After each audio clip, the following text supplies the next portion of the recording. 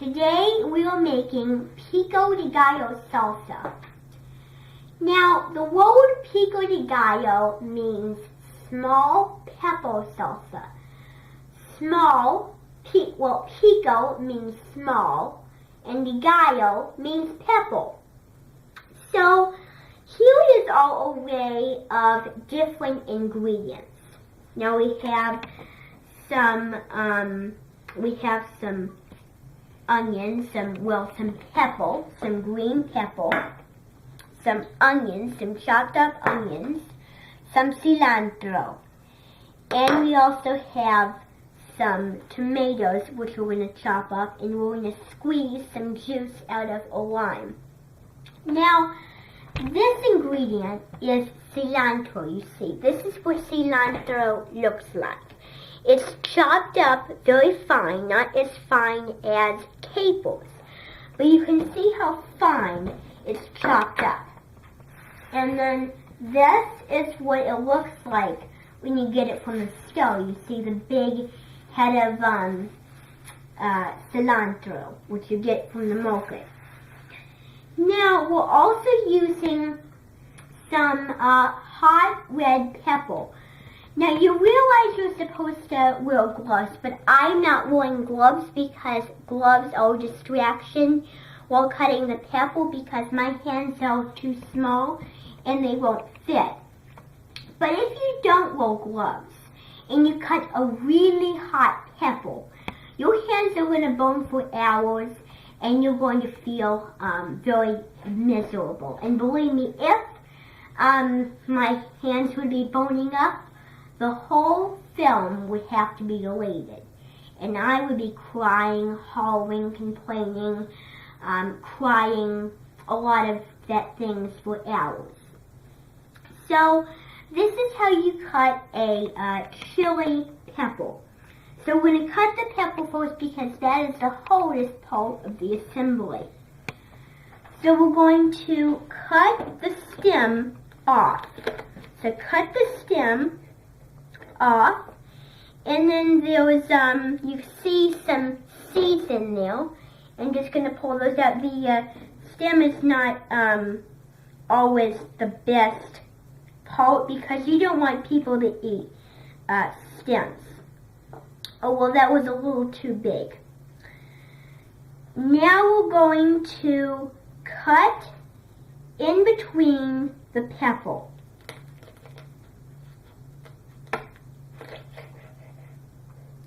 Then we're going to remove the seeds. And you need to remove the seeds. Now, if you like spicy food, well, by all means, leave them in. But my kind of food is a little spicy, but not too spicy. I like a little bit of heat. Just depends on what I'm eating. If it's Mexican, I want heat. If it's any kind of dessert, I want sweetness. Just depends on what I'm eating, alright? Now, you see all those seeds. And then let me get them all out because I'm kind of particular. If you're not as particular, you can leave them in. Then afterwards, we're going to cut tiny strips of pepper. And be really careful because if you're cutting something that's very small and very thin, you may cut your fingers. So you have to really focus on the bowl because a good chef focuses on what they're doing. Otherwise, they cut their finger while they're chopping. And believe me, I saw a lot of, watch Chopped, and I know a lot of you've seen Chopped, and you might have realized that a lot of the chefs cut their fingers because they're not aware of it. And so being aware of something is always good because that is how things are going to work out for you. Now, we're going to cut the other pepper, very thin strips. And then we're going to cut little pieces of pepper and then we're going to add it to our tomato mixture here. So be very careful that they're not too big because we don't want people to get sick and get startled by the heat, really. So then cut small slices of some pepper. So you cut that, and then we are going to add it to the mixture. And then we're going to cut small slices of this one.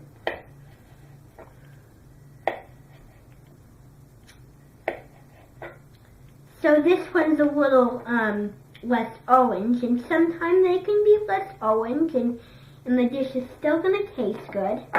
The greener ones are the hotter ones. You might not believe it, but the greener ones are hotter than the red. It depends on what kind of pepper they are.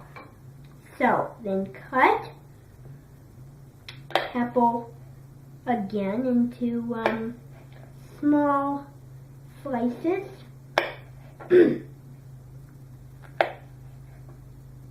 And this one's more red. The other one was a little more orange. So then we're going to add the peppers to our tomato mixture. More peppers to the tomato mixture. And then put the other pepper on the board.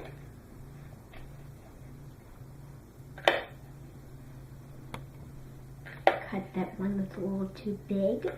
And then we're going to add the peppers to the mixture. You really have to make sure they're not too big. So let's do that one. Then put another pepper on the board and then cut that one. That one's a little funky. Woo! But that'll have to do. So cut more slices. There. I was about to cut my finger there, but I didn't, thankfully. Then we have 2 more to go. So cut this one.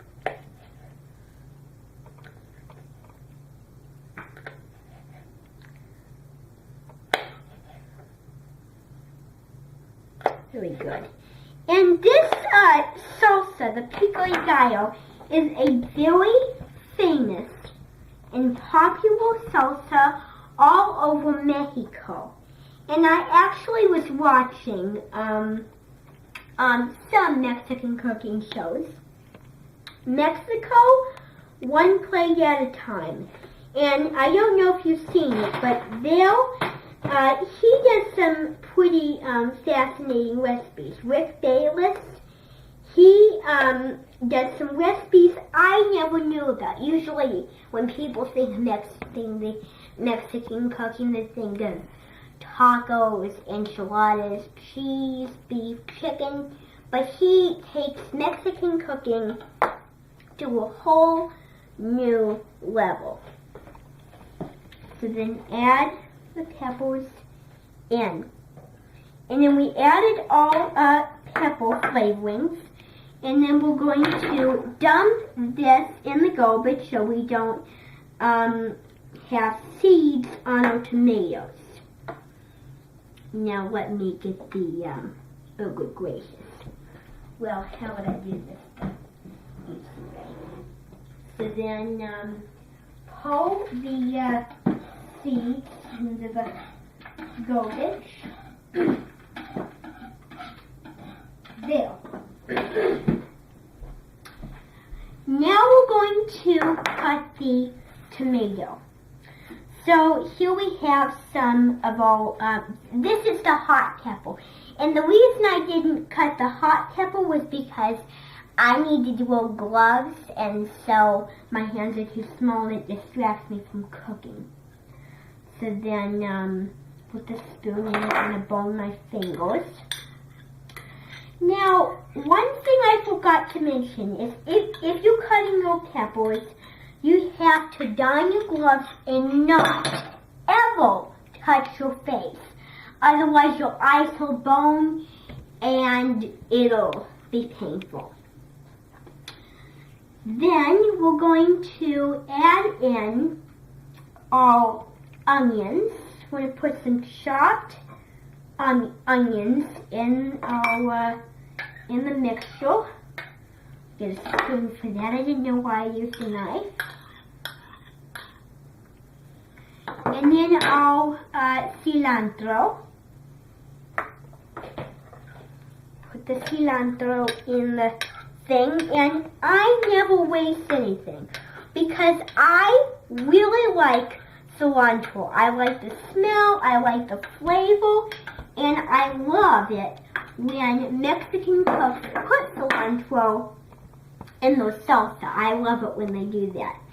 Now we're going to bring over tomatoes because what is pico de gallo without some very good ripe tomatoes? So these kind of remind me of deviled eggs because they have the shape. Now, these are kind of rocky, so we're going to just kind of, I'll do my best here, and then cut very thin slices because this is pico. This is supposed to be a small salsa. I know it looks like a lot, and that one was a little too thick there. A little too thick, but that's alright. Then we're going to cut most slices. Let me move it over. Of tomato. Let me just do that there. This is what gets hard. When things get hard while cooking, you need to really concentrate. I got some juice on my fingers, but tomato juice will not help me. The best thing from your garden is some fresh golden tomatoes, and then going to cut one more. I'm just hoping I don't cut my finger off. Let me do that. Hold on, decide where to cut though. There. Very good. Then put all the slices in an array like this. And then turn the knife and cut that way. And your slices might be a little uneven. So all we're doing is we're toning the tomatoes. You can also tone the boat if you want, if it's easier for you. So then, cut more slices of tomato. There might be a little uneven there, but it's alright. And separate the tomato slices if it's easier for you. So then, very thin slices. It's always important to cut the right amount of slices as you're cooking. So now we're going to add this mixture to our salsa, and I realize I need to cut up more tomatoes, which I'll do. Transfer all tomato slices to the bowl. There we go. Then we can do that. Okay.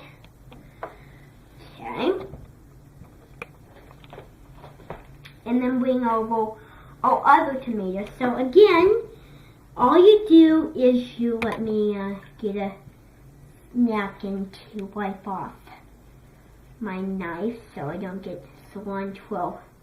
I get picky, but I'm very particular about mixed foods because I do not like anything with mixed foods because I think it changes the flavor.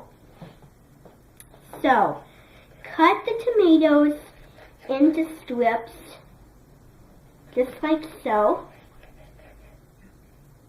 Very thin, even strips. My finger kind of, I think I splintered it while doing the pepper, but it's alright, I'll get a band-aid for it later. But it doesn't bother me very much. Let me leave that one to be. And then you put them all together in a group, and then you cut them very thin. Very thin slices. There's a lot of cutting involved in this particular salsa. There. And now I'm going to kind of fudge and do very thin slices. So if you're lazy, you still need to do thin slices because otherwise there's going to be a whole chunk of a tomato, and I'm trying to make sure that I don't get that. So I'm cutting the tomato in on the cutting board. So just continue doing that there. There. Let me just finish that one. That's stubborn. Good. And then just do that one now.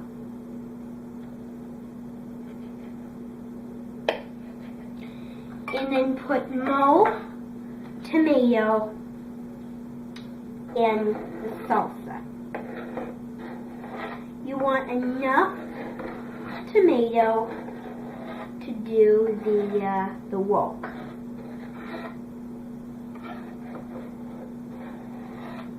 And I think one more will do it, and then we're gonna stop. So one more here, and then all we're gonna do is we're going to cut the tomato like we did. Very neat, even slices there.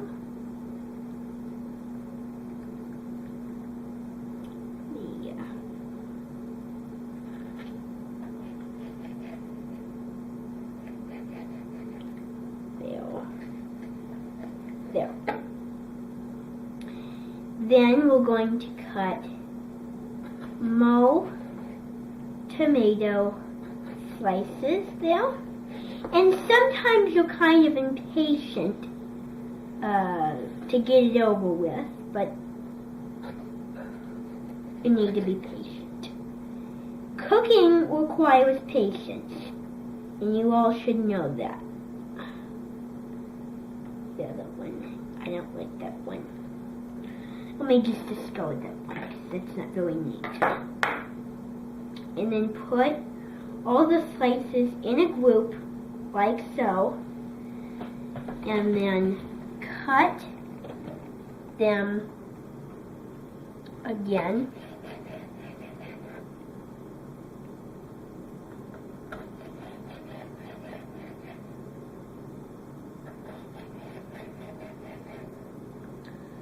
Alright, you want to make sure they're small enough. Oops. There.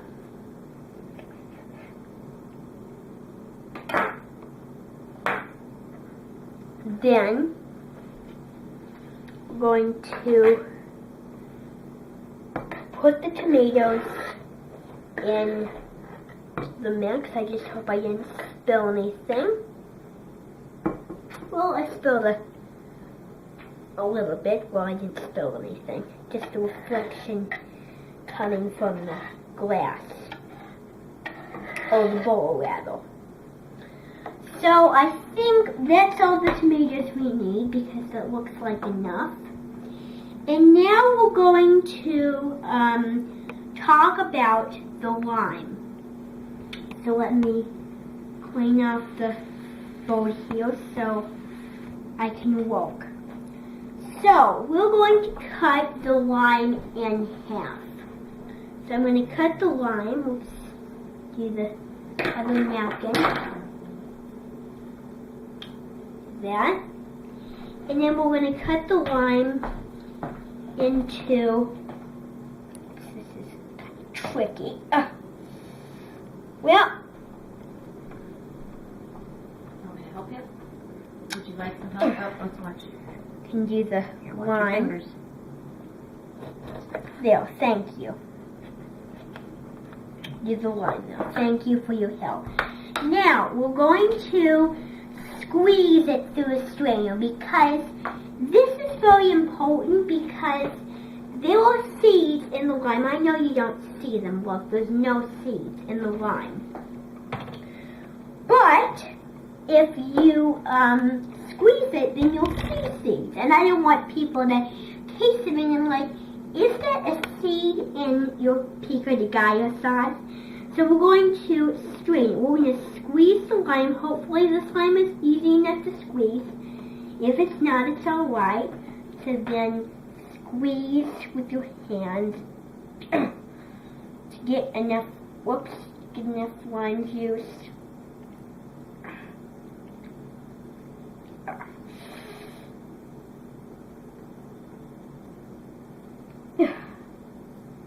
This lime is tricky. You know, some limes are kind of tricky to get because they're not very fresh. There's plenty of one. And then do the other lime.